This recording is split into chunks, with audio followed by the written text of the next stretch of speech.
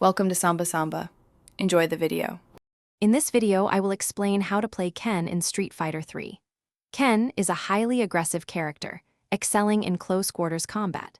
His core special moves include the Shoryuken, a powerful anti-air and reversal, and the Hadoken, a versatile projectile for zoning.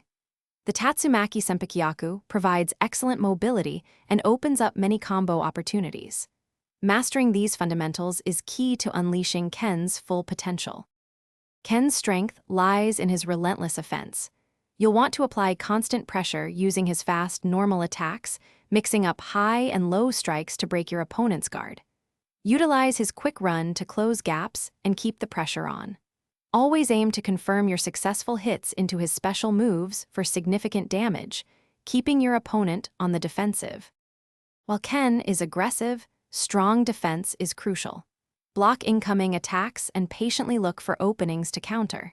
His Shoryuken is an incredibly reliable wake-up reversal, allowing you to escape pressure and punish opponents.